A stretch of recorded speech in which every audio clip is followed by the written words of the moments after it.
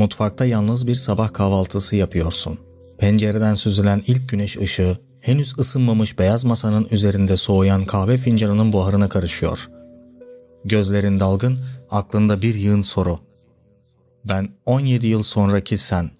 Tam da bu anın karşısında duruyorum. Şimdi seninle konuşan ben, bugün geçmişteki senin anlamsız gelen o hataların, kırık arkadaşlıkların ve derin yalnızlığın hikayesini anlatacağım. Masanın üzerindeki yemek tabağına bakıyorsun. Bitmemiş sandviçlerinden bir lokma alıyorsun. Ama tüm o burukluk hala yüreğinde. O an düşündüğün ilk şey hatalarımız değil mi?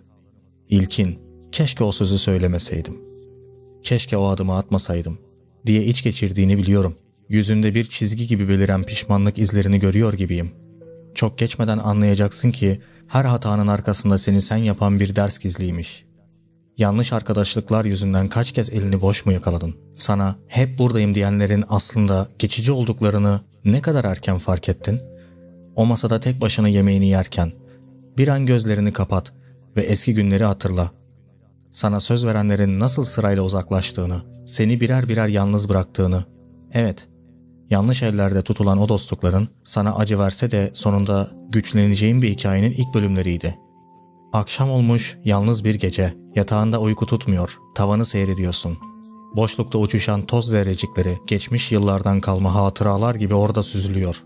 Biliyorum, zaman zaman yalnızlığın boğazını sıktığı olmuştu. Gece yarıları içindeki boşluğu düşünmekten uyuyamadın.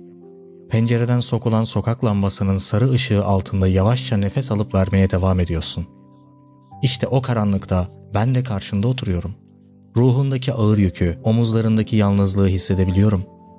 Şöyle bir gözünü kapat. Seni saran sessizlikte birisi fısıldıyor.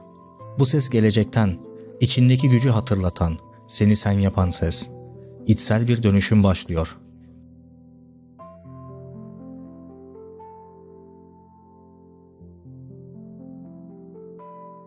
İşte farkında olmadan büyüyorsun. Bilgisayarının başındasın şimdi. Gözlerinde bilgisayar ekranının mavi parıltısı, yüzünde umutsuzluğun yorgunluğu, YouTube'un o büyülü dünyası tam karşında. İlk defa bu ekranda bir video izlediğinde hayatın nasıl değişecekti? Henüz bilmiyorsun. Ama ben biliyorum. Seni YouTube ile tanıştıran o an bir kapı aralayacaktı. Evin o karanlık odasında, kulağında kulaklık, parmağında titreyen fare, yeni bir sen arıyor. İnsanların gerçek yüzlerini, geçici desteklerini görmek için değil, aslında kendini keşfetmek için kaydettiklerini o videolarda bulacaksın. Evet, o YouTube kanalı başkalarının seni gördüğü bir yer değil, kendi hikayeni yazdığın bir sahne. Her kaydettiğin an kendinle biraz daha yüzleşiyor, gücünü adım adım geri topluyorsun. Sevdiklerine güvenip yaralandığın, insanlara açıldığın da oldu. Geçici destek ne acı bir gerçekti bir zamanlar. Yanına gelip gerçeğini söyleyenler de oldu. Başta hepsi yanındaydı. Fakat belli ki çoğu yalnızca birkaç sezonluk rollerdi hayatında. Film şeridi gibi gözlerinin önünden geçiyor. Üniversitede elini tutanlar, derste birlikte şakalaştığın arkadaşların, bir konser çıkışı yanak yanağa vedalaştığın gece. Hepsi tek tek silinip gideceklerdi hayatından. Şimdi o tek düze sessizlikte bil ki yalnız olduğunda da sen varsın. Başlangıçta bu sancılıydı belki ama zamanla öğrendin. Kendi kendinin en sadık dostu, en güvenilir yoldaşı olduğunu. Uzun bir ara verip derin bir nefes al. Şimdi gökyüzüne doğru bakıyorsun. Hırçın bir dalga gibi üstüne üstüne gelen sorular bir bir geçiyor.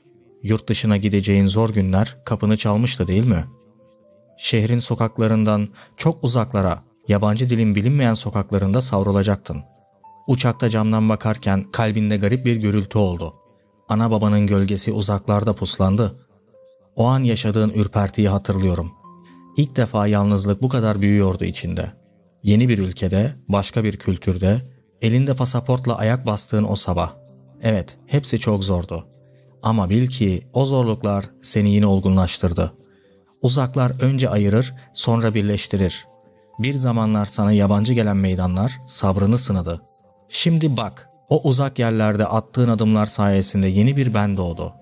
Tüm bu zaman içerisinde ruhun nasıl eski bir kumaş gibi yıprandıysa ben seni orada anlıyorum. İçsel yıpranma işte bu. Düşüncelerin arasında dolanıp duran hayaletler gibi olayların yükü sırtına çöktüğü zamanlar oldu. Bazen aynada gözlerindeki o yorgun gölgelere şaştım. Kaç kere dilinin ucunda duran kelimeleri boğazında hissettin? Söyleyemediklerin boğazına düğümlendi.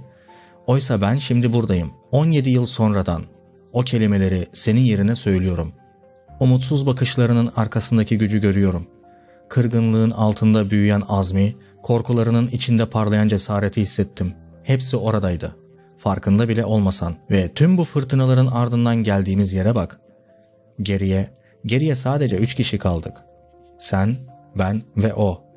Belki şimdi sanki etraf bomboş. O eski arkadaşların, geçici aile kokan dostlukların hepsi gitti. Kalanları saydığında elinde 3 parmak kalacak. İlki sensin. Genç, umutsuz değil artık. Aksine sorularla dolu bir bilgelikle yeni yola çıkan sensin. İkincisi benim. Seni yazan, yaşatan, bu hikayeye yön veren. Ben. Üçüncüsü ise o. Belki kimin olduğunu şimdilik bilmiyorum. Ama hissettiğim o ki o bizimle birlikteydi. Ne olursa olsun yanımızda kalan bir hatıra, bir yoldaş ya da belki de bir sır. Zaman geçtikçe onu da göreceksin. Kim olduğunu bilmeden bile şimdiden anlıyorum. O, tüm olayların arasında geriye kalan tek gerçeği, seni gerçekten anlayan bir sesin ta kendisi.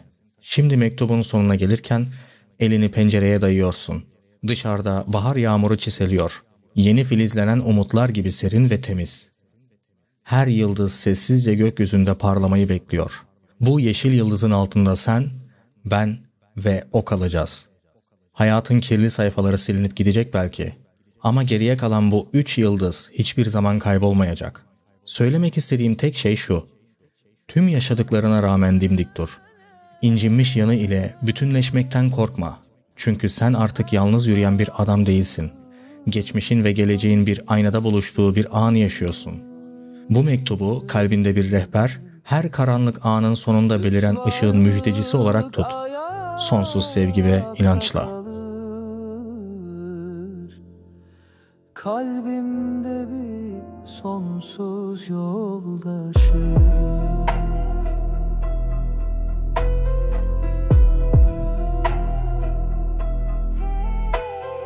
Mutfakta yalnız sabah, kahvemin dumanı soğuk. Kelimelerim kırık aynada parlar, her parça uçuk. Senden kurtulamam dedin, kelepçe gibi sardı kalbimi. Her hatam zehir gibi, damarlarımda yakar içimi. Dost sandıklarım hayal, yalanla avundum uzun zamandır. O ekmek tek lokma, o acı hala yanar boğazımda an be an. Yardım et fısıldarım karanlığa, onun sesi gelir gölgesiyle. Sıra dışı bir armağan. Geriye 3 kaldı, ben ve o. Kırık kalplerin üstünde solgun bir aşkın notu. Sen pişmanlıkla bakarsın, ben hikaye yazar bu notu. Suskun sırdaş, yalnızlığın en derin köşesinde yankı. Uçakta avuç içimde tremor, yabancı sokak fısıldar adımı. Pasaportum üşürken ana baba gölgesi hüzün katar adıma. Her liman bir sınavdı, her yeni dilde yalnız bir haykırış. Ama o yalnızlık öğretti kendi kendime en sağlam dayanak. Bak kendi gölgeni tut, her yara bir mücevher saklar. Boşluğu dolduran sen şimdi kendi ışığını yakar. Geriye 3 kaldı, ben ve o. Yalnızlığın 3 satır yazılı mezar taşında. Sen güçle kalkarsın, ben sözlerimle elini tutarım o. Suskun başucu, ruhumun en kalıcı duası. Bu mektup ruhuna rehber, her karanlık anın ışığı. Şu varlık ayakta kalır, kalbimde bir sonsuz yoldaşı.